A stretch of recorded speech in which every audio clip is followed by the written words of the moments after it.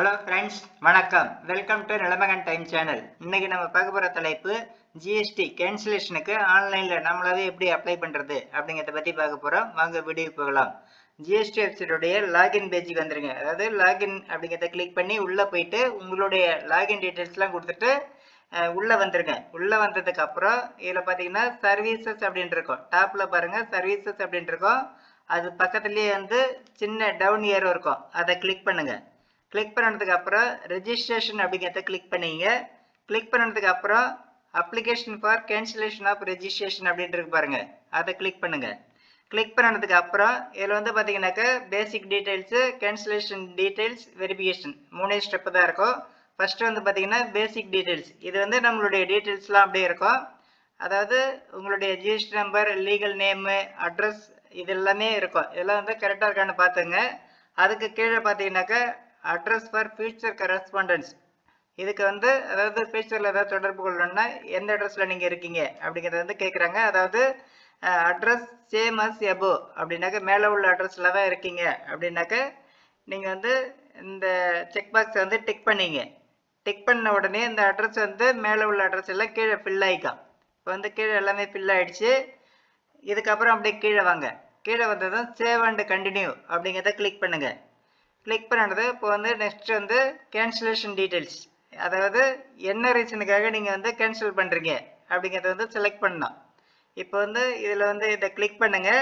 Click பண்ணது இதில் வந்து என்னென்ன ஆப்ஷன் இருக்குது அப்படின்னு பார்த்துங்க. இதில் ஏதாவது ஒன்று வந்து நீங்கள் வந்து செலக்ட் பண்ணிங்க. இதில் ஏதாவது ஒரு ரீசனால தான் நீங்கள் வந்து கேன்சல் பண்ண போகிறீங்க. அதனால் என்ன ரீசன் அப்படிங்கிறத வந்து படித்து பார்த்துட்டு ஒன்று வந்து செலக்ட் பண்ணிங்க.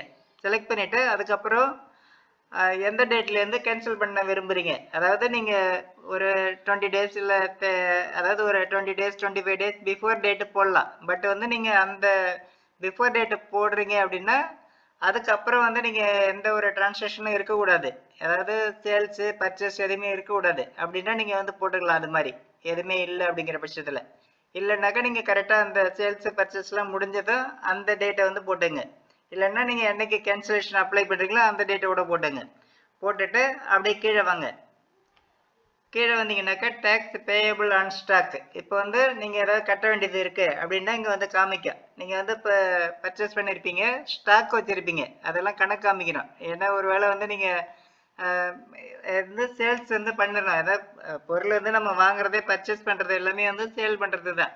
அப்போ வந்து சேல்ஸ் கணக்கு வந்து காமிக்கணும். இல்லை ஸ்டாக் இருக்குது அப்படின்னாலும் நீங்கள் வந்து ஸ்டாக் இருக்கிறத வந்து காமிக்கணும். இது மாதிரி லாஸில் போகுது அப்படிங்கிறத வந்து நம்ம காமிக்கணும். எதுவுமே இல்லை அப்படிங்கிற பட்சத்தில் நீங்கள் வந்து அப்படியே டைரெக்டாக போயிடலாம். ஒருவேளை வந்து நீங்கள் கட்ட வேண்டியது இருந்தால் சிஸ்டமே காமிக்கும், அந்த அமௌண்ட்டை கட்டிடலாம். நீங்கள் வந்து எப்படி நீங்கள் வந்து இதை கால்குலேட் பண்ணுறது அப்படின்னு கன்ஃபியூஸ் பண்ணிக்க வேண்டியில்லை. நீங்கள் பே பண்ணுறது மாதிரி இருந்துச்சு அப்படின்னாக்கா டேக்ஸ் பேயபிள் ஆன் ஸ்டாக் அப்படிங்கிறதுல இங்கே டீட்டெயில்ஸ்லாம் காமிக்கும். நீங்கள் எவ்வளோ கட்டணும் அப்படிங்கிறது அதை வந்து செலான் கிரியேட் பண்ணி கட்டிட்டு தான் வந்து நீங்கள் கேன்சலேஷன் அப்ளை பண்ணணும். இல்லை டைரெக்டாக அப்ளை பண்ணிங்கன்னா கேன்சல் ஆகாது, அப்ரூவ் பண்ண மாட்டாங்க.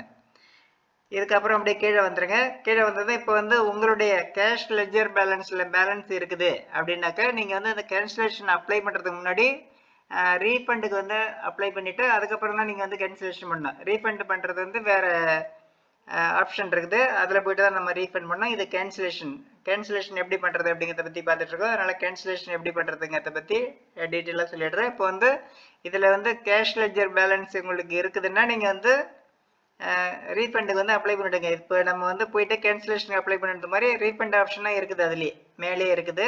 அதில் போய்ட்டு நீங்கள் பண்ணிக்கலாம். இப்போ வந்து கிரெடிட் லெட்ஜர் பேலன்ஸ் வந்து நீங்கள் எடுக்கலாமா அப்படின்னா அதுக்கு சரியான ரீசன் ப்ரூஃப்லாம் கொடுத்து நீங்கள் பண்ணலாம். மேக்ஸிமம் வந்து அது கிரெடிட் லெட்ஜர் பேலன்ஸ் வந்து பார்த்தீங்கன்னாக்கா நீங்கள் வந்து பர்ச்சேஸ் பண்ணுறதுக்கானதாக தான் இருக்கும். அது வந்து நீங்கள் வந்து சேல்ஸ் பண்ணி தான் வந்து கிளைம் பண்ணணும். அதனால் அது மேக்ஸிமம் வந்து நம்ம ரீஃபண்ட் வாங்க முடியாது. அதனால் நீங்கள் வந்து அது மாதிரி இருந்துச்சுன்னா விட்டுடலாம். இல்லை அதையும் மீறி வந்து வேறு அமௌண்ட் அது அப்படிங்கிற பட்சத்தில் இல்லை அது ரிட்டர்ன் வாங்கி ஆகணும் அப்படின்னா நீங்கள் ரீஃபண்டில் போயிட்டு அதுக்கான ரீசன்லாம் கொடுத்து என்னெல்லாம் ப்ரூஃப்லாம் சப்மிட் பண்ணுமோ அதை சப்மிட் பண்ணி அப்ளை பண்ணலாம். இப்போ வந்து இதில் அப்படியே கீழே வாங்க. கீழே வந்ததுக்கப்புறம் சேவ் அண்ட் கண்டினியூ அப்படிங்கிறத கிளிக் பண்ணுங்கள். கிளிக் பண்ணுறது இப்போ வந்து லாஸ்ட் ஸ்டேஜ் இருந்தாச்சு, அதாவது வெரிஃபிகேஷன் ஸ்டேஜ். இந்த வெரிஃபிகேஷன் அப்படிங்கிறத வந்து செக் பாக்ஸ் வந்து டிக் பண்ணிங்க. டிக் பண்ணதுக்கு அப்புறம் இப்போ வந்து நேம் ஆஃப் ஆத்தரைஸ்டு சிக்னேச்சர் இதில் உங்களுடைய நேமோ இல்லை வந்து கம்பெனி நேமோ காமிக்கும். அதை வந்து செலக்ட் பண்ணிங்க. செலக்ட் பண்ணிவிட்டு அதுக்கப்புறம் பிளேஸு எந்த பிளேஸ் அப்படிங்கிறத டைப் பண்ணிவிடுங்க. டைப் பண்ணிவிட்டு அப்படியே கீழே வாங்க. கீழே வந்ததும் சப்மிட் வித் இவிசி அப்படிங்கிறத கிளிக் பண்ணுங்கள். கிளிக் பண்ணினதை நீங்கள் ஜிஎஸ்டியில் ரெஜிஸ்டர் பண்ண மொபைல் நம்பர் இருக்கும், இமெயில் ஐடிக்கு ஓடிபி வரும்.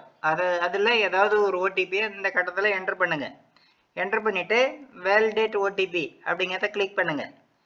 கிளிக் பண்ணினது இப்போ வந்து இது மாதிரி சக்ஸஸ் அப்படின்னு வந்துடும். நமக்கு வந்து அக்னாலஜ்மெண்ட்டு ஒரு 15 மினிட்ஸில் வந்துடும்.